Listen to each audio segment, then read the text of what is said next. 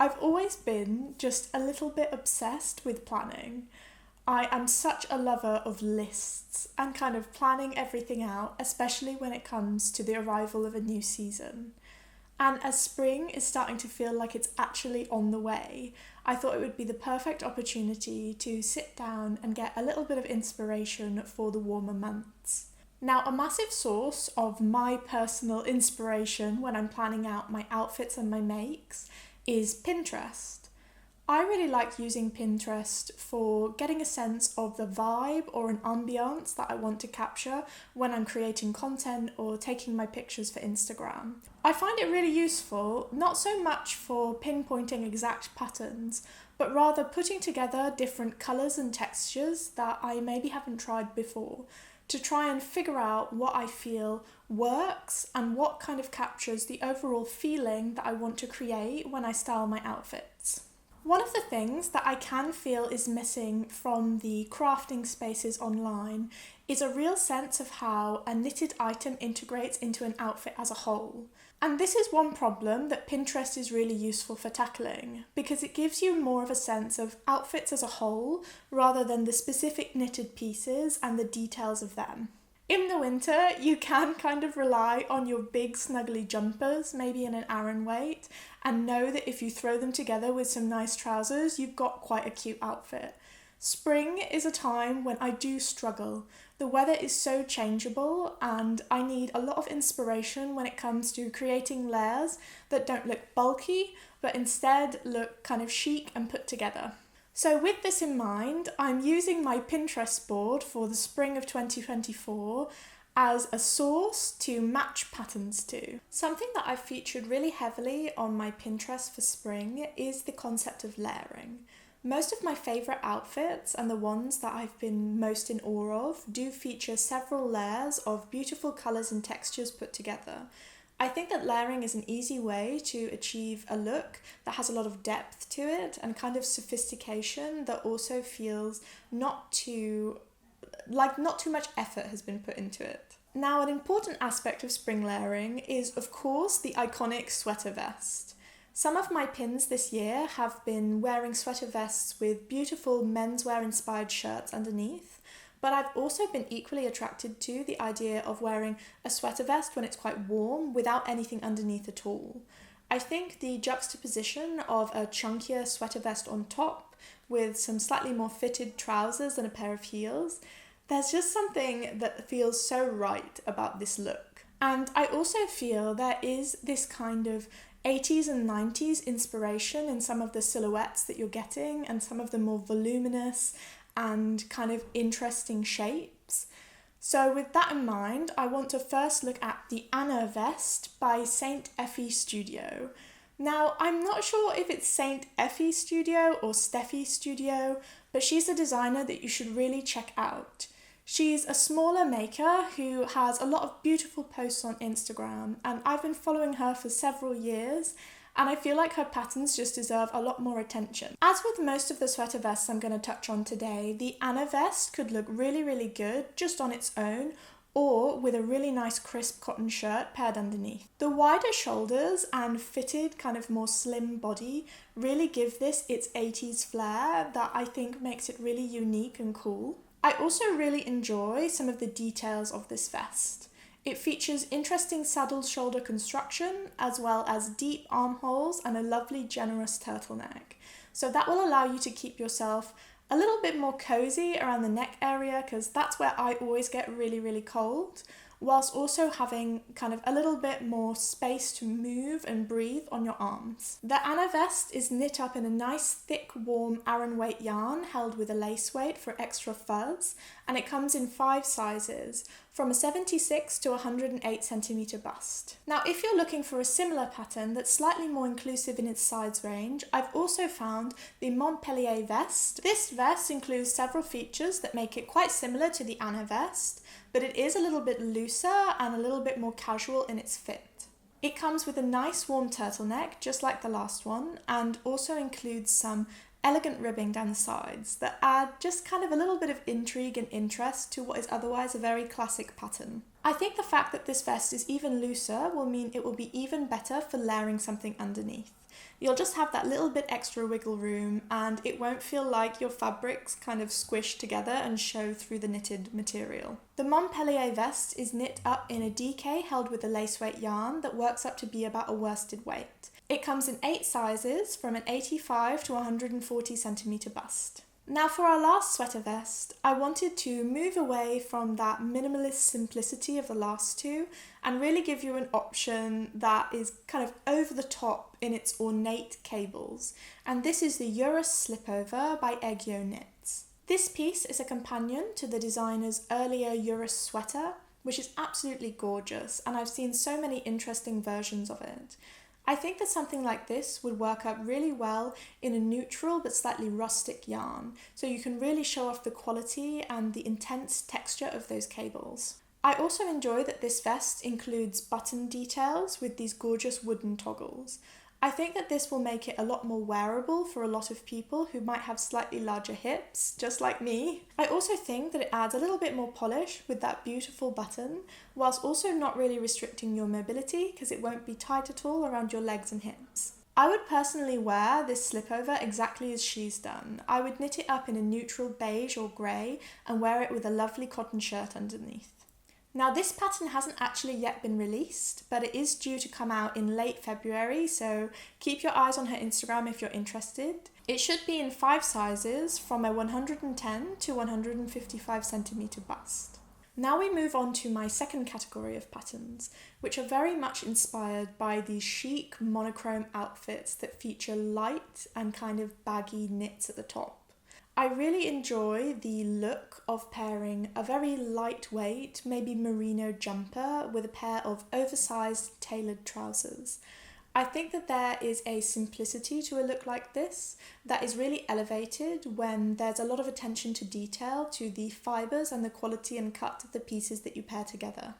Not only do outfits like these on Pinterest look extremely chic and paired back, I also think that they would be extremely comfortable. Now the benefit of lighter weight jumpers is that they are really good for wearing under all sorts of jackets and blazers. You may also notice that my board very heavily features the idea of trench coats and especially this kind of green trench coat. Part of my thinking around my inspiration for spring is very much led by pieces I know I already have and trying to pair colours that will work harmoniously together. One of my newest additions is this beautiful kind of khaki green trench coat that I recently got from Cezanne. This is such a treasured piece that I'm really looking forward to getting lots of wear out of. So I have been thinking about what tones would go especially well with my trench. These pieces are all about comfort and having a little bit more breathability because of the lighter fabric, while also remaining very focused on the finish and the detail of the final knit. Now, a first pattern I would recommend for achieving this look is one that loads of you are probably going to be familiar with, and many of you may have actually already knit, and that is the No Frills sweater by Petite Knit. If you follow me over on Instagram, you may have noticed that I have very recently cast this on in a beautiful mix of Lanard alpaca tweed and Knitting for Olive mohair. I'm so excited about the way that this is turning out, and I feel like the simplicity of this pattern gives me the perfect opportunity to really enjoy the gorgeous tweed and texture that's coming when I knit this yarn. And I feel the fact that this is such a simple and easy sweater to knit up means that I get to really enjoy how this yarn develops as it grows into a beautiful fabric. This has to be one of the most perfect basic jumpers that I've seen on Ravelry. I have looked through countless pictures and I think that it's a style that looks good on almost everyone. And as with most of Petite Knit's patterns, it comes in a generous size range of 7 sizes, from an XS to a 3XL. Now my second basic lightweight sweater features a mock neck and a slightly different construction, but is still very much a play on simplicity and kind of like oversized, loose and comfortable fit. And this is the Sweater number 9 Light by My Favourite Things Knitwear. Designers like My Favourite Things Knitwear and Petite Knit are icons for a reason, and they do create some of the most pared back and beautiful simple sweaters. This one is of course absolutely no exception. The sweater number 9 Light is the more spring-summer appropriate version of her really iconic sweater number 9, which has been all over Ravelry for years. I really enjoy how this sweater features a beautiful swooping mock neck that adds a lot of elegance that really elevates the jumper. I also appreciate the interesting detail down the sides of the raglan that just really draw your eye to the polish and finish of the sweater. As this jumper is knit up in a DK weight with no second strand, I think it's the perfect excuse to treat yourself to something slightly more luxurious. Maybe a nice wool-cotton blend or maybe a wool and silk. I think that they would make really beautiful options for the spring. Our third category has been inspired by some of the more 90s features that I've spotted in my Pinterest board this year. I know there has been a revival of a lot of the very minimalist and kind of pared back 90s looks, and I myself am a massive fan of that. I particularly enjoy the look of a fitted tank or sleeveless top with a pair of similar shade jeans. I just think that there's something very crisp about that. I also like the fact that this gives us an opportunity to knit things for spring that we can also then carry on into the summer months when it gets really, really hot. I feel like the correct fit and fabric is absolutely essential to getting this very cool girl look. So I would personally look at wool and cotton blends or maybe mix in a little bit of silk if you want something extra special. The first pattern that I'd like to highlight that really has some of that same energy as my Pinterest inspiration is the Tonight Top by Lily Kate France.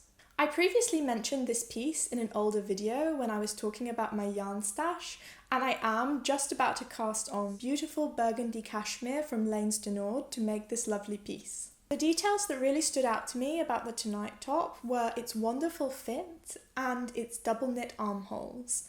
I personally find that double knitting is one of the best ways to create that really almost store-bought look on your smaller summer tops. I was also intrigued by the fact that this top features some detail down the sides, so it will almost create a kind of like seamed finish that I think is very cool. The Tonight Top is knit up in fingering weight yarn, and the designer used a kind of luxurious blend of wool and silk that I think creates the most gorgeous fabric. This pattern comes in 9 sizes, from a 71 to 150 centimeter bust. The second pattern that I think could help you capture this wonderful kind of 90s chic is this Camisole number 9 by My Favourite Things Knitwear. This piece I just had to include. I know that there are 2 patterns by My Favourite Things Knitwear, but trust me, have a look at it and you'll understand why. This has to be the sort of quintessential classic tank top. I absolutely adore this in black and would personally probably make it in a similar colour, maybe black or navy. The designer created this piece in knitting for olive merino or cotton merino. I would probably go for the cotton merino just to ensure that this isn't too hot in the summer. However, I think that it would be equally good in so many different yarns and so many different colours. The thick, kind of clean armhole and neckline is what makes this piece really sing. However, you will have to put up with knitting it on 3 to 2 millimeter needles, so really, really tiny. If you can put up with the tiny needles, I feel like your effort will be rewarded, and the thick straps will also be perfect for hiding your bra. Because I do find it very difficult in the summer when I make something with spaghetti straps because I never know exactly what to wear under it. The Camisole number 9 comes in 8 sizes, from an 80 centimeter to 140 centimeter bust. The final category that I wanted to share with you today is neck accessories. And for this, I have 2 very, very different options. The first images on Pinterest that stood out to me were these beautiful multicolored scarves that just look really cute and add a lovely pop of vibrancy and color to any outfit. This particular picture is my favorite because I love this combination of colors, and I feel like I have some similar actually in my stash at the moment. I've also included a picture here of me on my trip to London when I was wearing my boyfriend's scarf. Now for this scrap scarf project, I don't actually have a specific pattern. However, I do think that most knitters would be able to achieve a very similar look by simply creating a stockinette scarf, maybe with a little bit of rib at the end to stop the curling. As I like this piece so much, I am also thinking about maybe doing a tutorial of how you could create a simple scarf like this. If you're interested in that, do let me know, or if you have any pattern recommendations that would help us recreate a similar look, do drop them down below. The second look that I was really drawn to is this wonderful brown tonal outfit that features what I believe is just a neck accessory. This is very similar to a knitted vest, but most of the time this sort of accessory doesn't actually join up at the sides. I've never made one of these knitted neck accessories, but I like how they look very similar to a cropped sweater, but would probably allow me to achieve that look on much less yarn. To recreate the feel of this beautiful brown outfit, I have selected the Jacques collar by Paulastrickt. This pattern is a neck warmer which features some very fine details that really make it sing. I really enjoy the fact that the designer has paid special attention to getting that look and finish around the neck exactly right, while also including some generous ribbing down the bottom that does allow you to wear this in a way that does just look like a cropped little jumper. I do also think that if you feel like you might not be completely comfortable with it open at the sides, you could easily add a tie or maybe actually just seam them together for a more kind of vest fit. Another element that stood out to me about this Jacques collar is the fact that it's a little bit longer than many of the other neck warmers that I've seen on Ravelry or Instagram. I think that this adds to the illusion of it being a mini jumper, so I like it even more, and I will definitely be adding this to my queue as soon as I finish making this video. This pattern is knit up in a beautiful squishy looking DK weight yarn. Again, the perfect excuse to treat yourself to a smaller quantity of something really, really nice. And it comes in 2 sizes depending on your shoulder width. Alright, that rounds up all of my pattern recommendations based on my Pinterest. I hope you really enjoyed seeing my thought process and the kind of inspiration and the imagery that goes on behind the patterns that I pick. I think it can be really fun to approach selecting patterns in this way because I am a very visual person, so it helps me plan things out and it helps me really see how the textures and colours will look and pair well together. If you like this video, please do give it a like and don't forget to subscribe. I'll see you again very soon. Bye!